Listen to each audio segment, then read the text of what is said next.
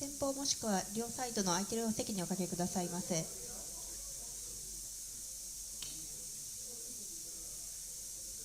セミナー開始まで今しばらくお待ちくださいませ。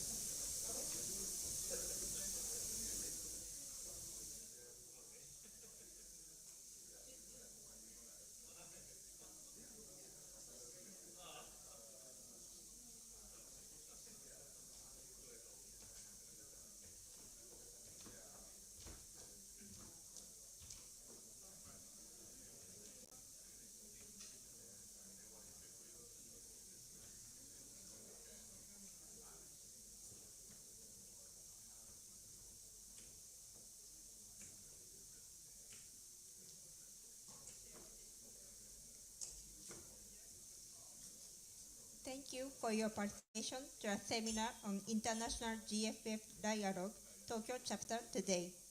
皆様、本日はインターナショナルグローバルフィンテックフェスト東京と題したセミナーにご参加いただきまして誠にありがとうございます。This seminar is an antecedent event of the 6th edition of Global Fintech Fest, one of the largest fintech conference in the world. It is scheduled to be held from October 7 to 9, 2025 in Mumbai. 本セミナーは世界最大級のフィンテックカンファレンスである第6回グローバルフィンテックフェスト2025に先立つイベントです。2025年10月7日から9日にかけてムンバイで開催されます。To begin today's event, may I invite His Excellency Mr. Shibi George, Ambassador of India to Japan, to give inaugural remarks. 本日のイベントを始めるにあたり、駐日インド大使シビ・ジョージ閣下より開会挨拶をいただきます。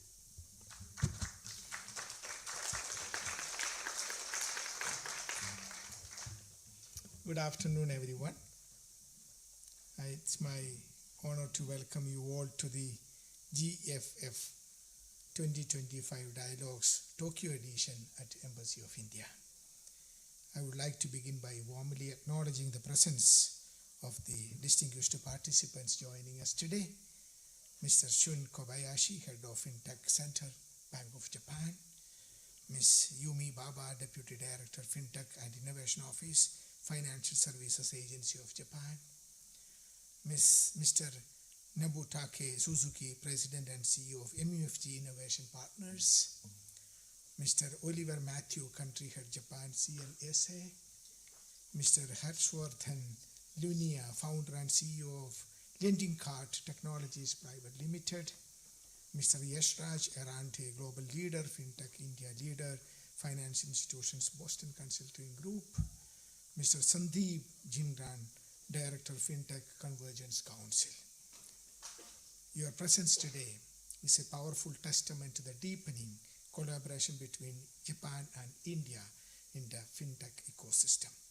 Let me take this opportunity to sincerely thank the Payments Council of India, PCI, the National Payments Corporation of India, NPCI, and the FinTech Convergence Council, FCC, the co-organizers of the 6th edition of the Global FinTech Fest 2025, scheduled to take place in Mumbai, 7th through 9th October 2025. I invite each one of you to participate in that. This year's theme, Empowering Finance for a Better World, powered by AI, Augmented Intelligence, Innovation, Inclusion, perfectly encapsulates the direction the world of finance must move toward, driven by responsibility, powered by innovation, and focused on inclusion. India's digital public infrastructure is a model of scale and trust, entirely powered by public funding. India's fintech revolution is powered by a robust, inclusive, and secure DPI, including UPI, Aadhaar, account aggregator, and our recently implemented data protection law. These innovations are now being offered globally through India's Stack as a service and have enabled access to financial services for over 1 billion Indians, unlocking scale, trust, and opportunity. Our ambition is simple: to make technology a force for inclusion, not exclusion. This is a value we proudly share with Japan. Dear friends, we are proud to see Japanese institutions playing a pivotal role in this transformation of our relationship. Leading financial institutions like Mitsuo, MUFG, Nomura, SMBC have all established multi-franchise operations in India, contributing to diverse areas including commercial banking, innovation partnerships, and capital markets. A recent landmark, SMBC acquisition of a 20% stake in Yes Bank of rupees 134 billion, approximately 1.6 billion US dollars, marks the largest cross-border investment by a Japanese bank in an Indian commercial bank. This deal is a powerful vote of confidence in India's banking system, regulatory architecture, and fintech potential. Dear friends, GFF 2025, to be held at the Geo World Convention Center in Mumbai, will convene over 100,000 participants across global finance, technology, policy, and innovation sectors. It will feature high-level forums, startup pitches, and AI showcases, investment tags, and global awards. I look forward to seeing robust participation from Japan across government, industry, academia, and startup as we set new standards in fintech cooperation, policy innovation, and AI-driven finance. As we gather today, we are not just exchanging ideas. We are laying the foundation for shared global leadership in shaping a financial system that is resilient, intelligent, and inclusive. Thank you once again for being here, and I look forward to welcoming all of you to Mumbai in October, not just as participants, but as partners in progress. Thank you.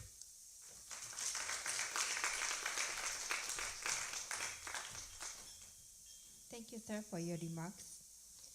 May I now request Mr. Shun Kobayashi, Head of Fintech Center, Bank of Japan, to deliver his keynote address. 続きまして、日本銀行フィンテックセンター長小林俊様にご挨拶いただきます。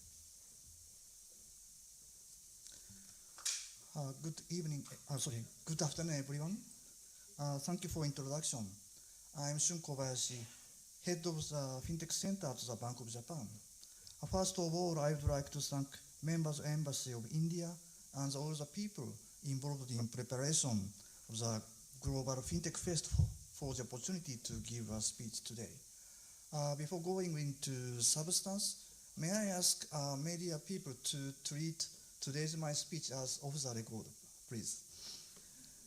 Now, fintech festivals are held globally, including Japan Fintech Week.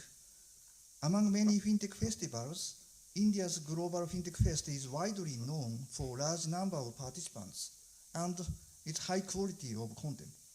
I am very much looking forward to the fest this October. Now, this is a fintech event. Today, I'd like to focus on what I'm particularly interested in the fintech field. There are 3 topics: data, AI, and quantum computing. So first, let's talk about explosion in the amount of data in the world. Some refer to data as oil of the 21st century. In the 20th century, oil produced great value from various perspectives as a source of energy, such as electricity and kinetic energy. as raw material such as plastics, chemical products, synthetic fibers, and as a driver of job creation in the sense that it formulated a major industry with a broad base, including mining, refining, transportation, and production. These days, data is producing great value by analogy with oil. For example, data as energy source. Data in the form of knowledge and information is the energy that governs decision-making, new product, service development, market forecasting, risk management, etc. Data as raw material. Personalized products and services are emerging based on analysis of user data, and AI technologies are being developed using big data. And data as a driver of job creation. Data collection such as scraping service is a good example. Cloud services are already popular for storing and sharing data among multiple companies. The emergence of job titles such as data scientist, big data engineer, prompter indicates data refinement has become a major business. Furthermore, well-developed markets have been established for especially valuable data. As you can see, new businesses related to data are expanding in various fields. New companies are emerging daily. M&A and collaboration among companies is unfolding. I call this trend the formation of data ecosystem. The movement to form data ecosystem is itself one of the key components of fintech festivals held around the world recently. More importantly, data ecosystem formation has led to an explosion in data volume that exists in the world. As a direct consequence of explosion in data volume, I'd like to discuss a second topic, generative AI. There are many different types of generative AI, but today's talk will focus on LLM. LLM is essentially a regression model. Since they are regression models, they are subject to the problem of overfitting if the amount of historical data for learning is insufficient or biased. In other words, forecasting with trained data often yields misguided results. In this respect, the problem of overfitting, which is originally supposed to accompany regression models, has not been noticeable with LLM so far. I understand that there is no complete academic answer to this question, but as mentioned earlier, the formation of data ecosystem is progressing, and data amount is exploding in proportion to this growth, and it is pointed out that abundance of data is one reason why overfitting can be avoided. In other words, one of the reasons behind growing use of generative AI is the more than ample supply of data to fuel learning. However, since LLM is only a regression model, it has several other weaknesses stemming from this. For example, LLM is not good at calculation because it does not have a calculation logic. LLM is actually bad at calculation since it also learns sentences lying around in internet space such that, say, 1 + 1 is 3 due to synergy effect. Also, if the historical data being trained is contaminated, the results will also be contaminated. Even if the data is not necessarily contaminated, so-called hallucination problems producing a bogus answer that also exist. In this regard, recent efforts have been made to correct these shortcomings, including incorporation of external computational logic.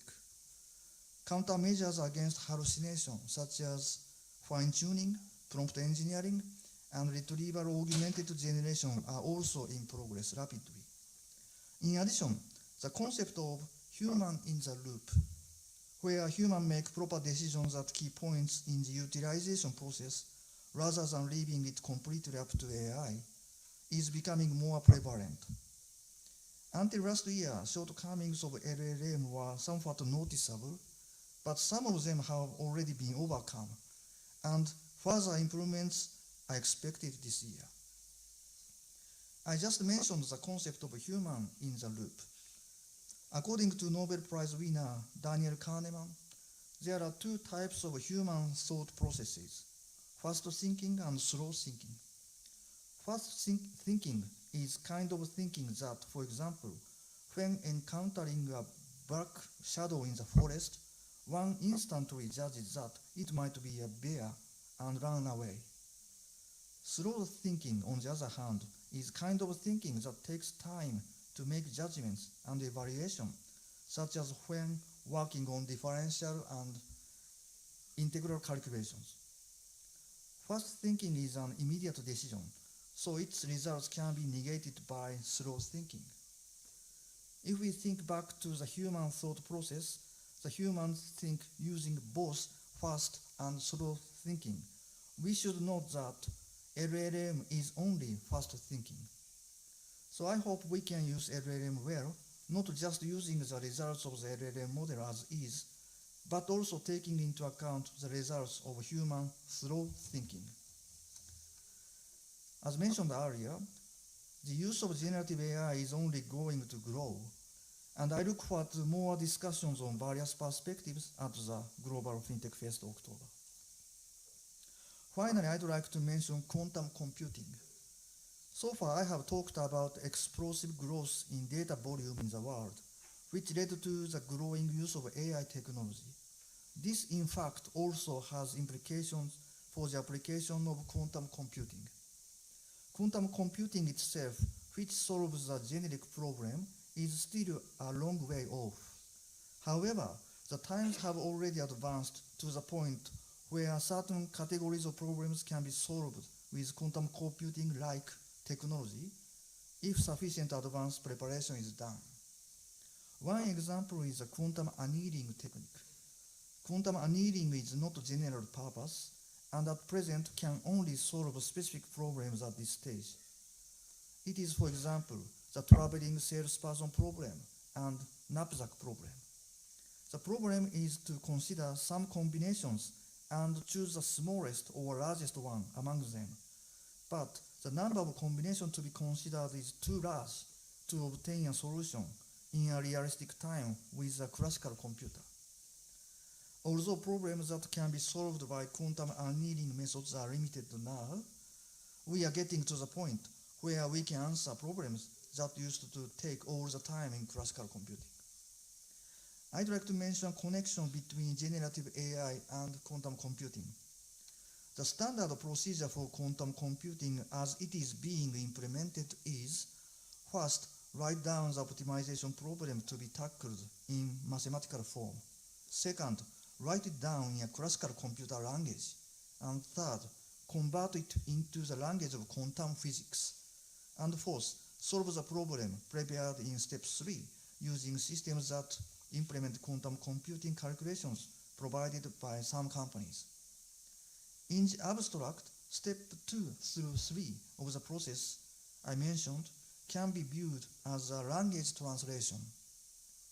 In the generative AI as I discussed earlier, translation between natural languages has already been achieved at a high level by AI. So translation between computer languages is a low hurdle for AI, and is exactly what AI is good at. Under these circumstances, the implementation of quantum computing methods has been gradually advancing. In other words, data is exploding and the use of AI technology is expanding, which is also driving the increased usage of quantum computing. The problem of consider some combination and choose the smallest or largest among them can find a wide range of use cases in the field of finance. For example, as a problem that we, Bank of Japan, are working on, we are in the position of an operator of a large interbank payment system called BOJNet. And the problem of selecting the most netting efficient combination of settlement instructions to be put in the system is a typical example, can be solved with quantum computing. In the financial industry, there are other problems such as constructing an optimal portfolio from a risk-return perspective from among a huge number of assets, such as stock and bonds, or considering what is the worst scenario among a huge number of storage scenarios, and the optimal action to take under such a scenario. These are typical examples which can be solved by quantum computing. So apparently there are many other more problems that are suited to quantum annealing or quantum computing if we look widely in the real world. While I highlighted quantum annealing today, other approaches such as quantum gates are also being implemented, and I'm very excited about the future progress in this area, and which is a good discussion point at the GFF this October.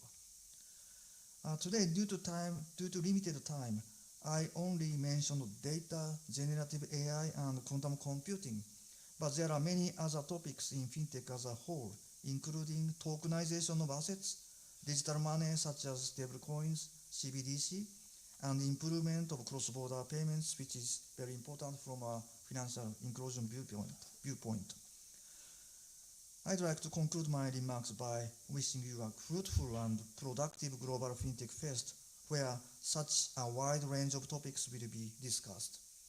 Thank you very much for your kind attention. Thank you very much.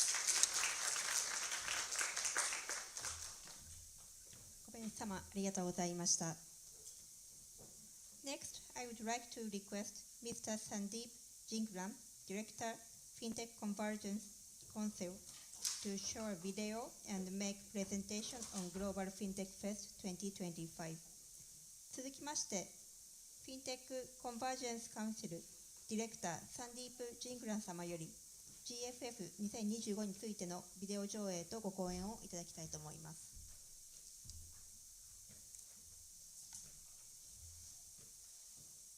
Can you play the video, please?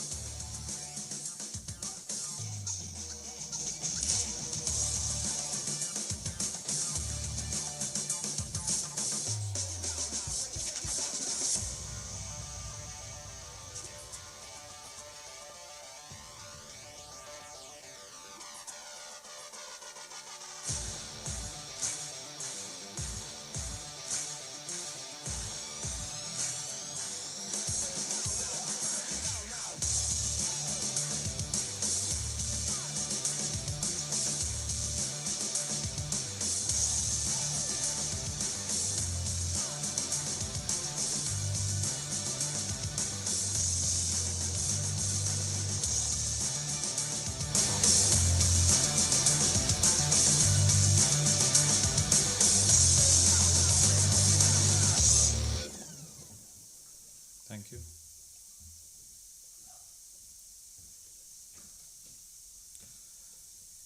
His Excellency Mr. C.B. George, Ambassador of India in Japan, Mr. Shun Kobayashi, Head of Fintech Center, Bank of Japan, and distinguished guests. It's been a journey for me and for us as an organizing team. For last 5 years, when we started planning about this, we never envisaged that this will become so big. Today, we are proud to say that Global FinTech Fest is the largest FinTech Fest across the globe from the attendance perspective, from the content, from speakers perspective. Quite a number of people sitting here have been part of that journey. Yash has been distinguished, from BCG, who's been right from day one there. I'll just briefly take you through what to expect in 2025. As mentioned, this event is very widely supported by the government, Ministry of External Affairs, Ministry of Finance, Department of Economic Affairs, Department of Financial Services, and of course DPIIT has been an integral part of this from the Ministry of Commerce. This event is supported by Reserve Bank of India. They have given us given this event an endorsement and from the content perspective as well as from the participation perspective. So their participation over the years, in last 5 years, have been absolutely invaluable for us. We also, the event is also supported by a lot of global agencies. So we have World Bank, IFC, UNCDF, Better Than Cash Alliance.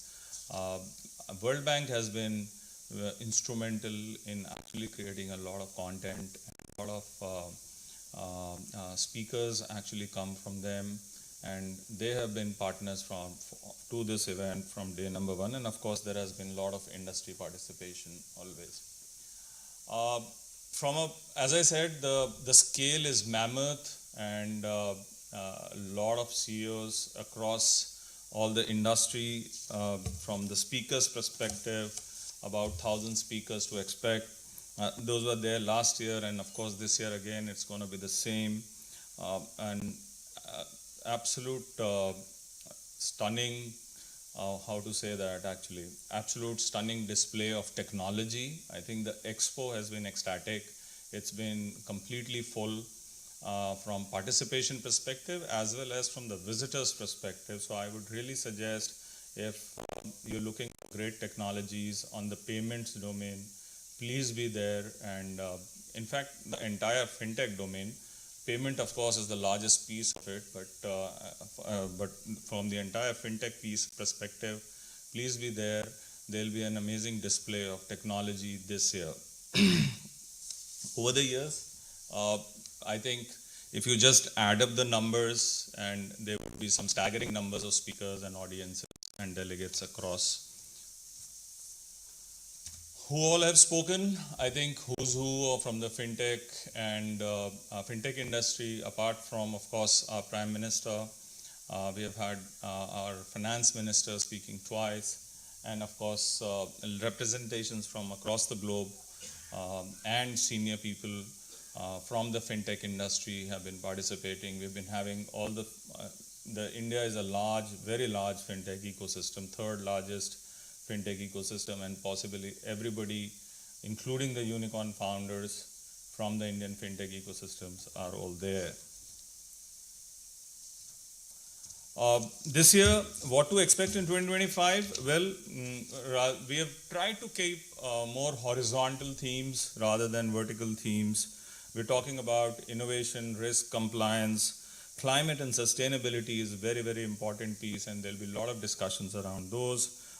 The rural, which is again a very, very important piece to actually help the entire, in fact, the entire technologies actually should help the lowest strata of the society. So the rural discussions would be very important. And then, of course, we are talking about embedded finance and open finance.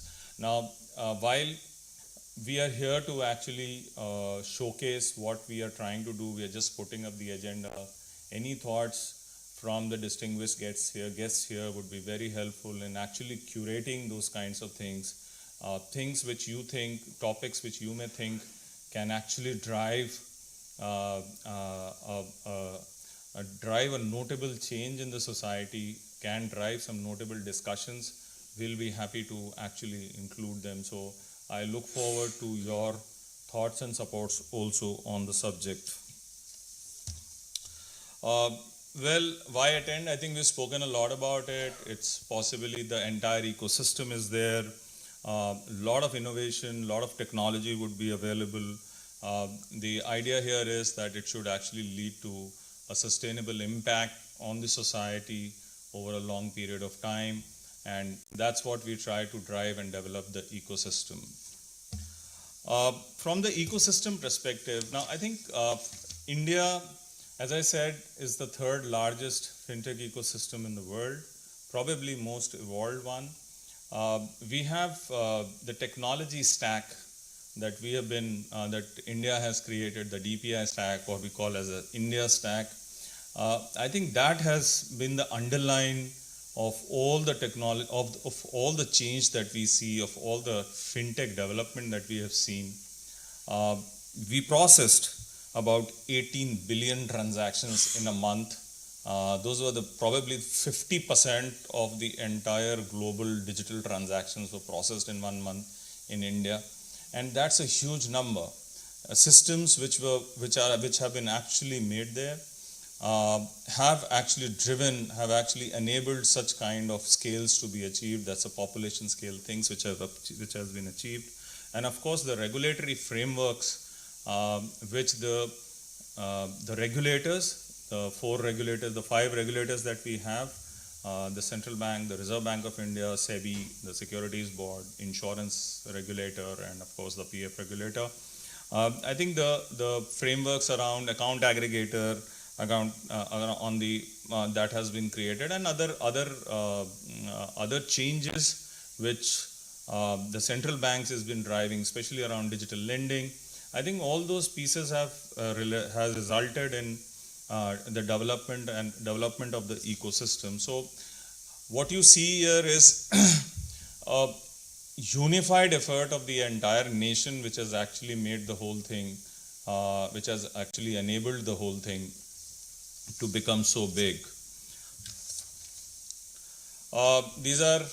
We are just trying to move around the world, and this is one of the last ones that I'm doing a road show. We've done it in Bangkok, San Francisco, New York, Singapore, and today we are doing it in Tokyo. So the international road shows, this is the first time that we have been moving around the world and showcasing this, meeting people to actually invite them to this event. It's not that it's a simple invitation. We would love to have your thoughts and comments. We love to invite you there. If there is something that we can curate for your associations, your industry bodies or your companies, you may like to meet the regulator, you may like to meet the industry, investors, the ecosystem, I will be there to enable you. You can actually drop in a line. There's a pamphlet there. It has all my email IDs, my contact details. You can just drop in a line. I'll come back to you, and possibly we'll try to curate specific sessions for you. So that's the full thought on this. We want to drive entire ecosystem from across the globe to the event. Content, it's thought leadership, lot of reports, lot of white papers would be released. There were about over 100 product launches last time, I think 115 or something. And most of the companies actually now look forward to launch their products while the event is on and during the event, because that gives a lot of exposure to them. And of course, there will be over 600 odd stalls, so very, very large expo, which has been actually worked out here this year. We also have awards, and this is actually for recognizing especially the young startups, and of course the scaled up, those are special different categories, but for the young startups, I think this is what is very important to be on the global stage. And these registrations are now open. There are about 20 categories, and startups from across the globe are invited to apply to these awards. These are the voices behind the entire event, and they have guided us for last 5 years. Krish Gopalakrishnan, who is the founder for Infosys, has been there like a rock for us. He has been always helping us out with all the big thoughts and big and of course the big support that he is.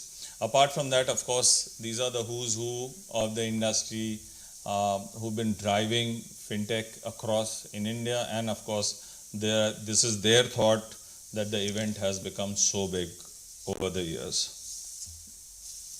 I think that's what I have.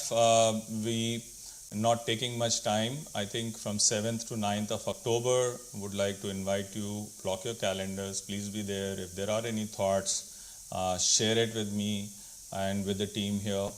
We'll be happy to curate anything specific for you at the event. Thank you. Thanks a lot.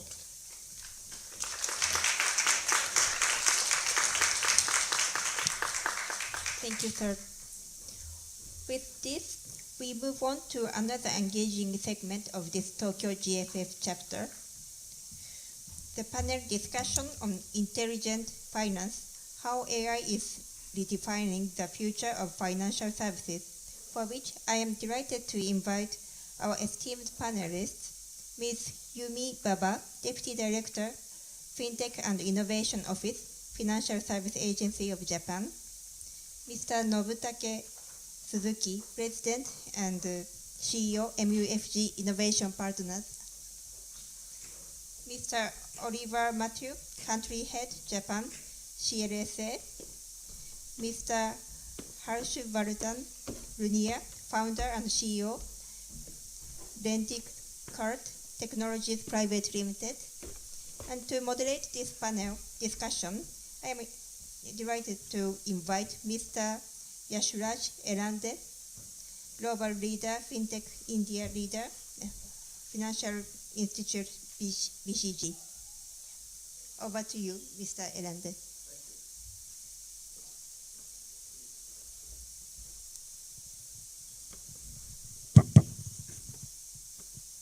So good afternoon, everyone, and a warm welcome to fellow panelists who are going to talk about a fairly critical topic around the intersection of AI and financial services today. But before we jump in, the event that we are conducting across different cities, and you saw 5 of them, it's called International Dialogues. And the purpose of having these dialogues is to start getting deeper into one of the core themes for Global FinTech Fest this year, and that is AI at the intersection of finance.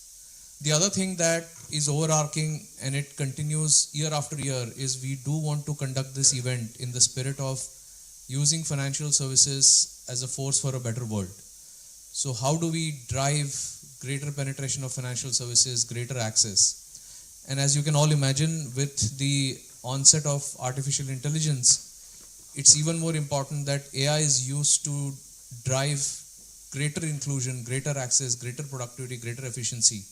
And hence that's been one of the key themes that we have picked up this year to get deeper into. So with that, welcome once again, and we will dive into the discussion. There is this multi-decade-old image of man and machine, or AI and human, and how do they coexist? Are they adversaries? Are they friends? Are they enablers of each other? And I think it has never been more real than it is today as we sit here.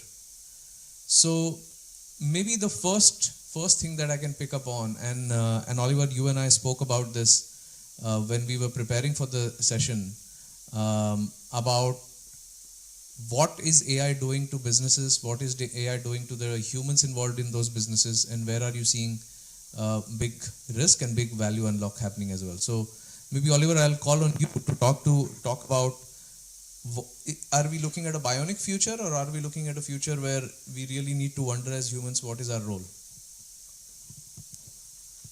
Well, thank you very much. As a human, I am still here. Okay, let me go back a little bit. So before I worked in finance, I worked in the alcohol business. Okay.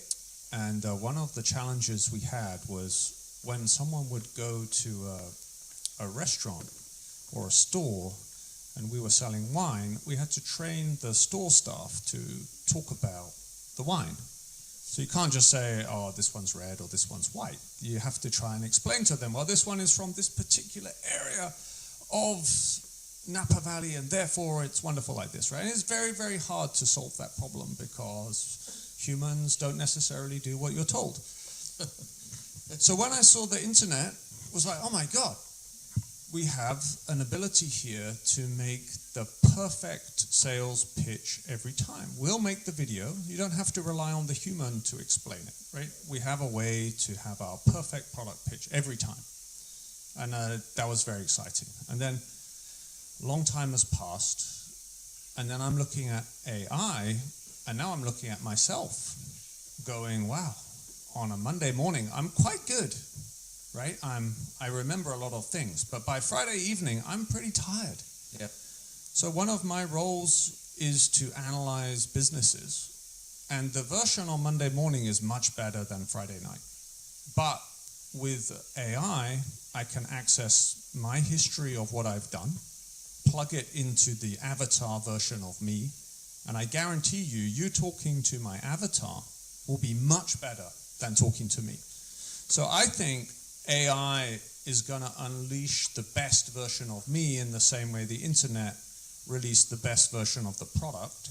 So I am massively bullish as the ultimate kind of way of maximizing efficiency of our business. But a lot of things will change. But yeah, the tools to do that, you think they're far away. This week, I attended RAC 10 results, where Avatar CEO gave the results presentation for first time. Wow. And I believe that what he was saying was also created by AI. So it's already kind of happening here right now. But I think maybe in a couple of years, this is not me. It would be my avatar. And Oliver, I'll build on what you said and ask you one other thing which we discussed, and then Suzuki-san, I'll come to you after that. You said something that stayed with me, which is how good the competitive advantage is in how good is your AI in interpreting the world. And I think you're talking about this in the context of hedge funds and investment companies. But what's really happening in that space? I thought it was quite fascinating. So I think I was mentioning the fact that many of our clients in the fund world now are using LLMs to just bring in all the signals that we are creating. So if someone says you should buy this stock, but somebody else is wearing brown shoes, these could all be signals about investment things. And clearly, the better funds, they are investing more in the technology to pick up all the signals. So their use of AI is definitely a competitive factor. That's very clear the last few years, and I think, DeepSeek, we've all heard about DeepSeek. That's a hedge fund releasing its LLM. There's a lot of hedge funds not releasing their LLMs. That's a very unique point. Because they are making huge amounts of money from AI. It's a real advantage at the moment. For sure. And if I just connect what you said, both the bionic point or a better version of Oliver on Friday evening, as well as your AI interpreting the world, I also see that across our clients, and in my personal life as well, certainly, I can see that AI is helping me engage with the world better, both communicate outwards in a more sustained and a high quality manner, like my emails are of better quality even on Friday evening, and then certainly to interpret the world, because you're trying to make sense of a lot of signals which are coming to you, which is just very hard to do with this biological brain that we have. And Suzuki-san, let me come to you. You have, I think, this really fascinating and enviable position where you are looking at deploying capital in different businesses, and you have made more than 50 investments in the last 5 years, and 70% of them are actually outside Japan. So it's quite fascinating. So could you tell me, as you are investing capital, what is the kind of ideas you are seeing in the market, or businesses or startups that you are seeing in the market where AI is playing an interesting role, and that could inspire some of us who are advisors or founders?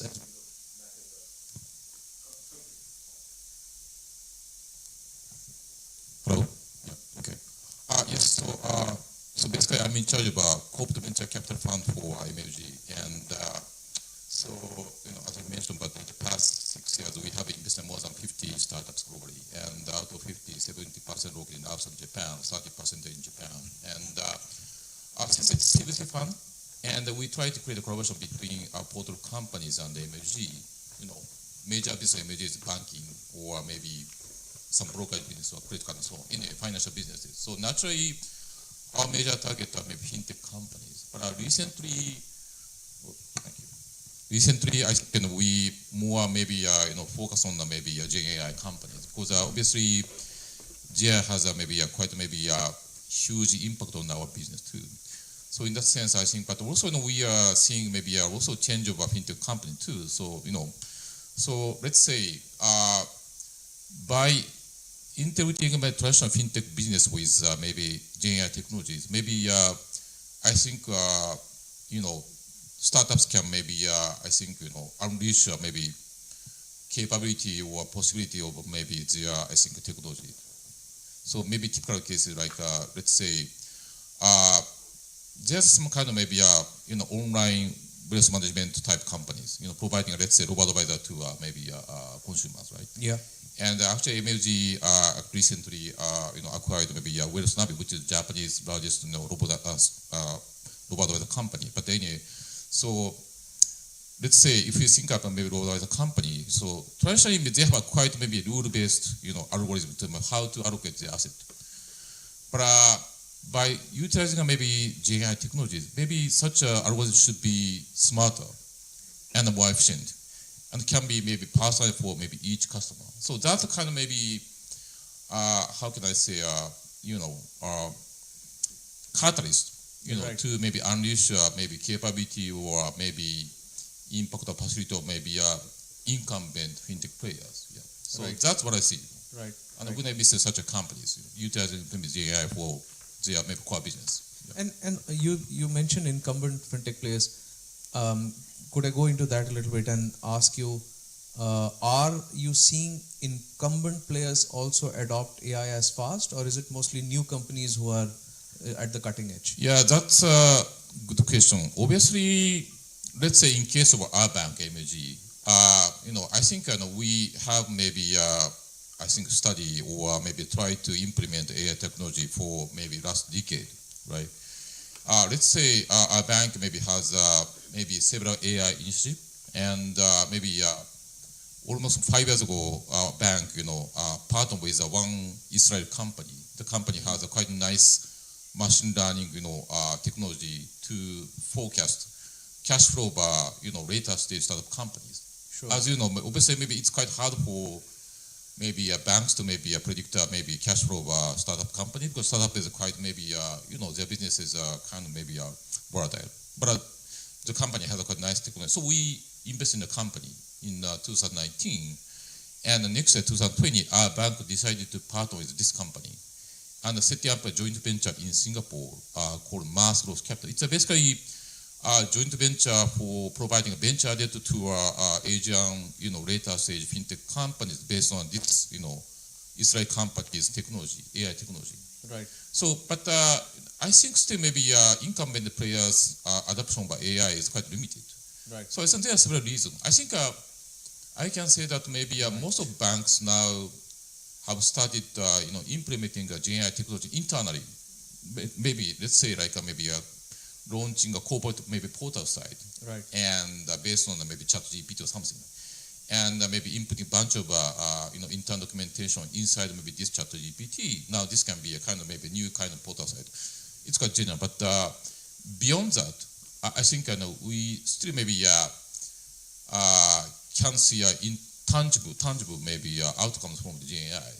So that's the next challenge. Maybe how maybe we can maybe implement GenAI technology maybe onto our business, and to make our business more efficient. Yeah. Right. Yeah. Right. And I'll ask you one final question, Suzuki-san, and then Harsh, I'll come to you to talk about how you're looking at how you see this in India, and also how you're dealing with the talent issue. Suzuki-san, my next question was, we are in Japan, and we are really looking at the Japan-India corridor as some opportunities. And you mentioned that there is a fund that you have, Ganesha Fund, specifically set up to look at that opportunity. I think for some of us who are probably going to take this back home, can you tell us a bit more about what that fund is and how are you looking at various opportunities? Okay, yes. MLG has launched what they call Ganesh Fund almost 3 years ago, which is actually $300 million of reliable investment in Indian fintech later stage companies. And my company, MLG Innovation Partners, as a CPC fund, has supported this initiative from the beginning.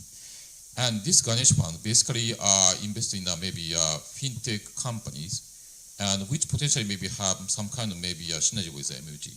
Okay. Yeah, so in the past, I think we invested maybe 5-6 fintech companies. Yeah. Okay. Yeah. Okay. So there's even more investment that you're looking at doing over the next year. Okay. Fantastic. Harsh, you are one of the most core members of shaping the agenda for GFF, but you're also one of the most successful and prolific founders. You are building a very ambitious enterprise. So, as you look at AI in your company, but as you also look at the Indian fintech ecosystem and AI in that context, what are some of the big trends you are seeing, and what's your view on dealing with talent in this space?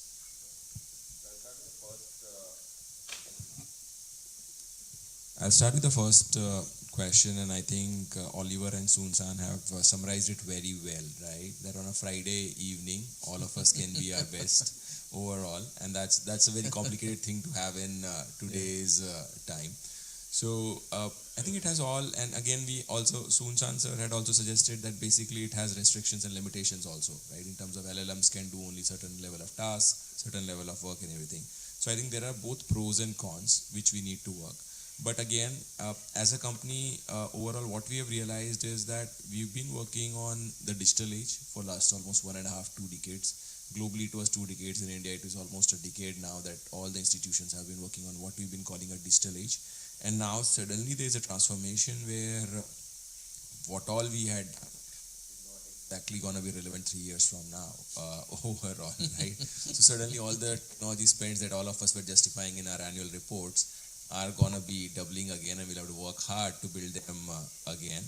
But yeah, it does have base and learnings from digital age, but I think AI, basically, Yash, I want to suggest that it'll be a new game for all of us together. It'll, in some areas of ours, we might be able to use the data and learnings available, but in most of the areas, my personal feeling is it'll be a start from scratch, right? We will have to all build it, go ahead, learn from it, and then again build it.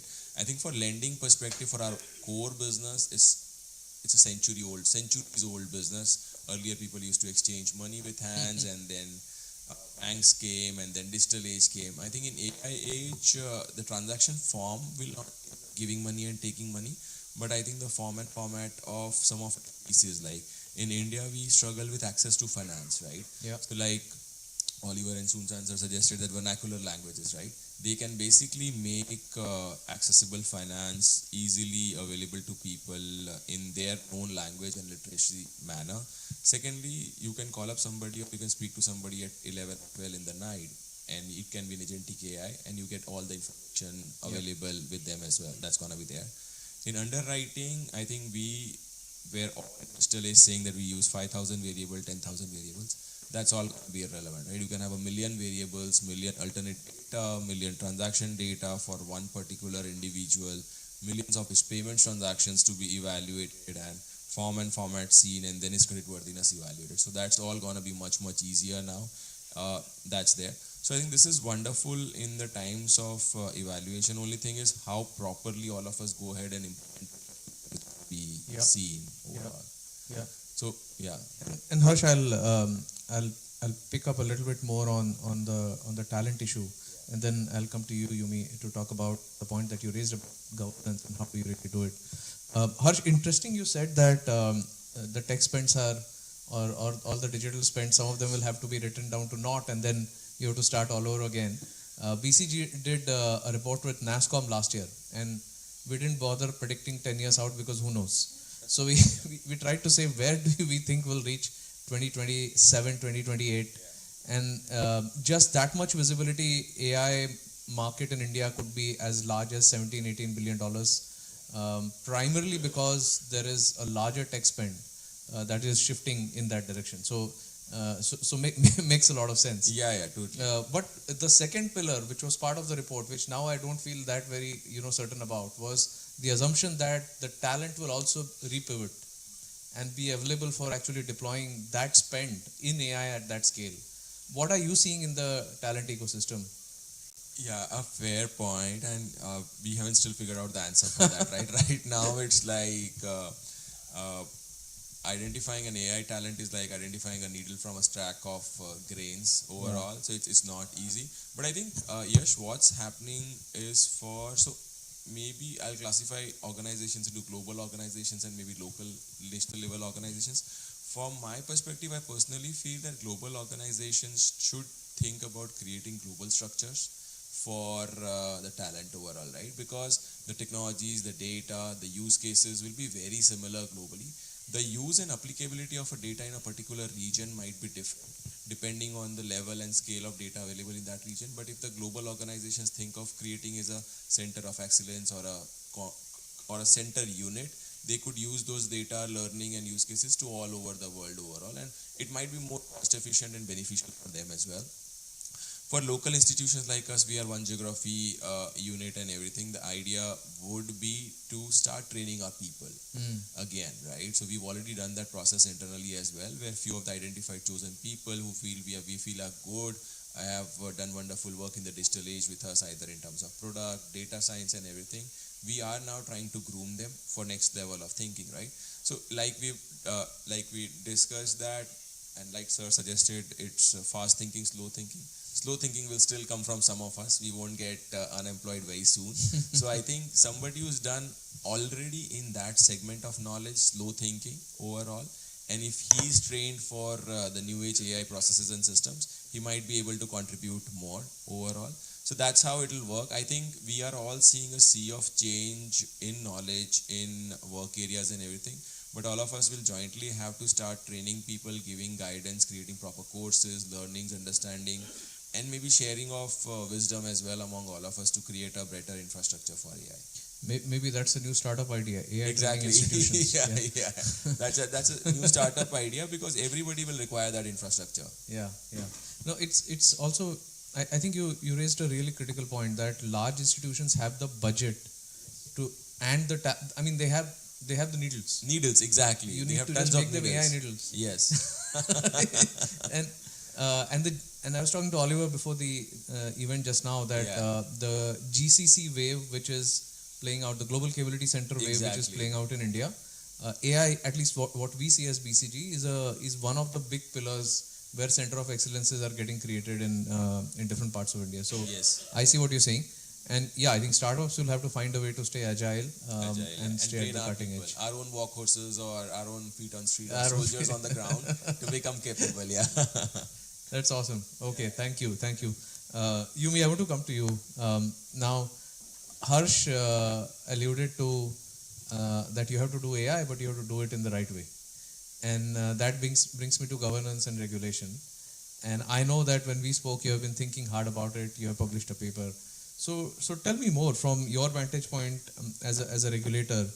What are you seeing as the right way to think about governance for institutions when they use AI, and what are some of the challenges in doing so? Sure. Hi everyone, I'm Yumi and I work for FSA, which is a single regulator in Japan, but I have an innovation hat today, not the regular hat.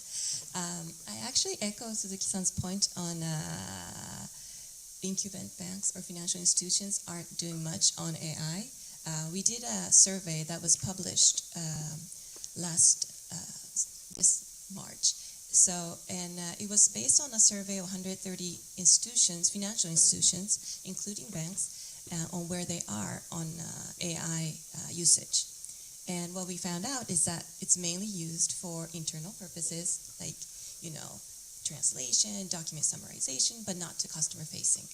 And what was innovative, at least in our context in Japanese financial regulation, was that as a regulator, we wrote first paper on commissioners saying there's a risk of not doing anything on AI. Wow. Yes. Wow. Like risk of inaction in AI. Yeah, I was so impressed. It was on your third page of the report, it was just amazing. Right, so I think this was a little bit of our way of showing the financial industry that we would like you to lean into this technology, because there's a fundamental technology that might change the way we do financial services. So this is one way we're approaching it. It's not really focused on governance or regulation yet. We're looking at it. We're still learning from it. And because the technology is rapidly moving, we think it's important to stay on top of it by engaging with the industry, technology, academia. So we actually are hosting an AI roundtable forum from June, which is open to public, and we plan to do it on a monthly basis. And possibly update this AI discussion paper. This is amazing. I think maybe Sandeep, this is something we can do a very deep dive session on as well, because I think you're doing things that sound completely logical. You're saying lean in, don't avoid. The second thing you're saying is that stay on top of what's happening because you can't predict, and just be constantly learning and adjusting, right? So sounds like perhaps the most relevant things that we can take back and learn from as well. We had half an hour, so we are almost at the end. So I'm going to ask you a question and then it's open for the rest of the panelists to make any final comments. By the way, Oliver, you have already given me a phrase. There's a Friday evening AI that I'm going to take back with me and tell my clients, why do you need AI for Friday evenings? Yeah, you need the so Yumi, my question before we open it up. Are you thinking of consumer protection? Are you seeing any thoughts around that? And Of course, I mean that is a number one topic. So, of course, we're looking at risks, which is, it can be cyber risk, it can be personal information risk, it can be concentration risk on the supply chain. We are, however, discussing with other government entities which oversee these industries. We're not doing anything specific to financial sector, but we're in collaboration with other entities in Japan, and of course, this is number one also. Amazing. Oliver, if you have some hedge fund friends that can come to India during GFF, they're more than welcome. We not only need their AI, but also don't mind the money. So, but good. So, thank you so much. And I've learned a lot. I'm sure the audience picked up interesting things. Any final remarks about not working? Wow. Any final remarks about where do you think AI is headed, or what your priorities are? Harsh, I don't know specifically at Lending Card if you have any priorities, or what do you expect from the India-Japan corridor? No, I echo totally the sentiments Yumi has suggested. Keep your heads down and keep learning. Execute. That's it. Yeah. Oliver? I would just say AI has wonderful potential, especially in Japan, where there are many things that need to be digitalized and modernized, and I think it can be a very good leapfrog for many companies, especially in finance. So it's a great tool in this market particularly. Leapfrog is a great point. Suzuki-san? Yeah, actually, I have a expectation maybe for India as maybe a source of maybe AI engineers. Actually, maybe in Japan we have a quite limited pool of maybe AI engineers, but India has 1.4 billion population, and you guys have so many geniuses, and so that's my expectation. I would like to maybe work with such maybe people and also companies in India. That's again, I think for us and GFF and Sandeep, it's an important point. How do we really double down into retraining the talent set into capturing the opportunity? It was a big assumption in our Excel model for NASCOM. It needs to play out. Yumi, any final comments from you? I mentioned that we attended GFF last year as a FSA. Wow. And we, as a FSA, also host Japan FinTech Week. So I wanted to invite all of you to join us in end of February to March, and your friends from India. For sure, absolutely. And on that note, everyone here is welcome to GFF as well. Final shout out. Thank you everyone for being on the panel this afternoon, and thank you for the lovely audience.